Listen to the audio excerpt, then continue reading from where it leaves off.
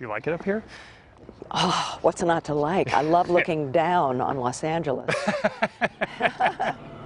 Jane Fonda's view of life from high above Hollywood is pretty good these days. At 74, she can still rock the red carpet. In Cannes last month, she stole the show, something that surprises even her. Listen, I didn't think I'd live past 30. I mean, I know it's all a surprise to me. What happened to human interest stories? She's busier than ever, with movies and TV series in the works. What in God's name has happened to Newsnight? Including the upcoming HBO drama, The Newsroom. I'll fire him, Charlie.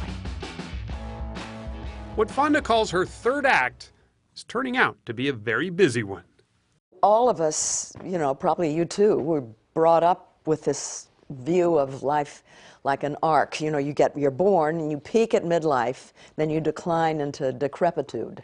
You know, it's a downward slope. You're over the hill. Slippery slope. You're over the hill. And I realized, yeah, I'm over the hill, but look at all these other hills. That no one told me there were going to be all these hills, and I can climb them. Here,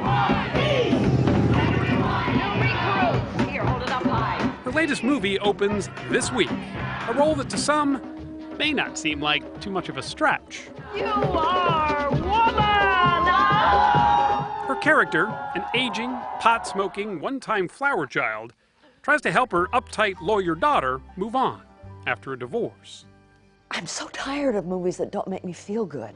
And it's a feel-good movie. Right on! It's fitting, perhaps, that the film's title is Peace, Love, and Misunderstanding, because that's a pretty apt description of Jane Fonda's long and varied life. Show us some more of the apartment. Is this the first apartment that you've had of your very own? Well, it's the first apartment I've had by myself. Yes, I've been living in an apartment with a roommate. From her earliest days in the public eye, she seemed to exude confidence. How else do you pull off the role of a voluptuous space traveler in Barbarella, now a cult classic? Shall I tell you what I would like? I think I know. Her first husband, French director Roger Vadim, talked her into the role, she says. Probably half of all the fan mail I get is Barbarella. And to this day, it still draws fan mail. All that Barbarella hair was actually mine. Was it? Yeah. That's all your hair? Yeah, that ain't no wig. She went on to win 2 Academy Awards. She was nominated for 5 others. But Jane Fonda says she rarely ever felt she was good enough. I didn't think I could say no to anything. Because I was always just so astonished that anyone asked me to do anything. Would you mind not doing that? her portrayal of a prostitute in Clute earned her first Oscar. No, thank you. Men have paid $200 for me, and here you are turning down a freebie. But she was so convinced that she couldn't pull it off, she told the director to give the part to someone else. I said to Alan Pakula, Alan, I've been hanging out with hookers for 10 days. I've been to their after-hours clubs. I have been with them when they were with their Johns, and not once did any of those guys try to solicit me. I can't do this. I'm clearly not the type. Hire Faye Dunaway. And he just burst out laughing and kicked me out of the room. Her self-confidence issues, she says, started early. Her mother, New York socialite Frances Brokaw, committed suicide when Jane was only 12. Parents are supposed to reflect their children back to them with eyes of love. My mother had duct tape over her eyes because of mental illness. And being the daughter of legendary screen actor Henry Fonda wasn't easy either. The two had a famously strained relationship. Dad didn't know how to express emotions. It was a certain generation that you just didn't do that. When the two appeared together in On Golden Pond, Norman, I want to talk to you. it was like a therapy session in front of the cameras. Maybe you and I should have the kind of relationship that we're supposed to have.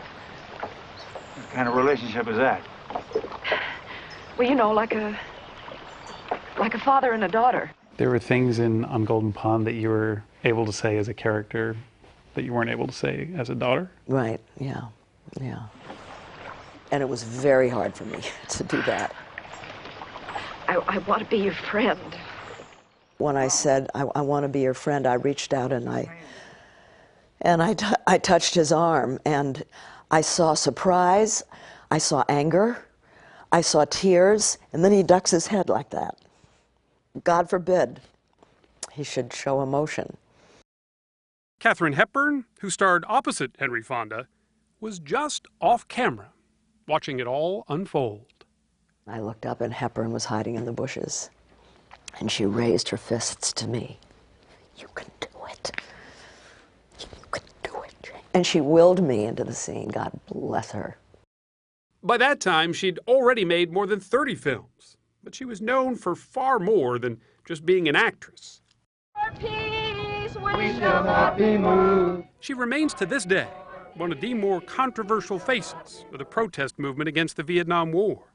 Her trip to Hanoi in 1972 still sparks outrage among some veterans, largely for this: her sitting on a North Vietnamese anti-aircraft gun, smiling and laughing. I made a terrible mistake, unwittingly, sitting on that gun. It was a terrible thing. Because the appearance was that The appearance was that I was against my country and my soldiers, and, you know, I will go to my grave. That is a regret I will never get over. Revolution is a process. Her vocal opposition to the war led to interest in other social issues, with husband number 2, activist Tom Hayden. Tom Hayden has accomplished more out of office than most professional politicians have accomplished after a lifetime of being in office.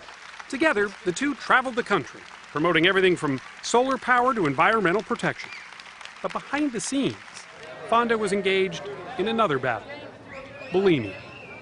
When you began struggling with eating issues, how old were you? Wow.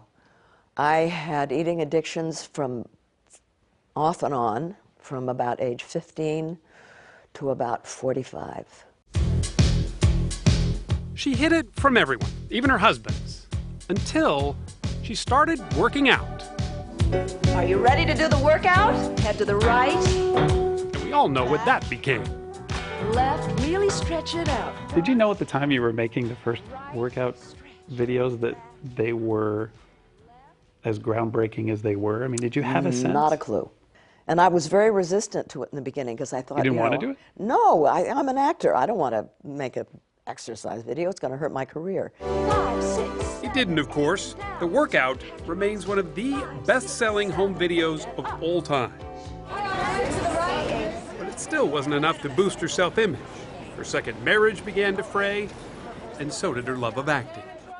I have a hard time becoming another character when I'm feeling really, really, really bad about myself. So she quit the business for 15 years, which was just fine with her third husband, Ted Turner. As she had done before, she molded herself to the man she married, this time becoming a philanthropist on a billionaire's arm. The marriage lasted for 10 years before it, too, ended in divorce. And as she was writing her memoir, she realized what, in part, was missing: acting. Oh, I'm so happy for you. Monster-in-Law marked her return with an over-the-top performance. Oh, please, that you're going to be my daughter-in-law. Yeah. The critics hated the movie. Yeah. Oh, my God. Oh, But no matter, Fonda loved it. She was re-energized. Were you a little rusty, or was it like riding a bike? Did Oh, it- it's like riding a bike, totally. Soon, she was back to writing, too. She finished Primetime last year, and it's pure Fonda, a straight-talking how-to-age manual, detailing everything from planning a will to having sex after 70. I wanted to write a book where older people would say, nobody's ever said this before. when we get older, we need a little bit more time to warm up. She's even got a new series of workout DVDs, designed for people like her who can't quite do what they used to. I mean, are you proof that exercise works? Well, if they say that, you know, they'll say, oh, I guess it works. But, you know, I've made no secret of the fact that I've had some plastic surgery, and I have good genes. She's a mother, now a grandmother, and has found love again, she says. This time with music producer Richard Perry. Great. She may have had more acts than a variety show, but it's this last act, she says, that's her favorite. I have managed to overcome my weaknesses and to play on my strengths and to become a happy, peaceful, present person.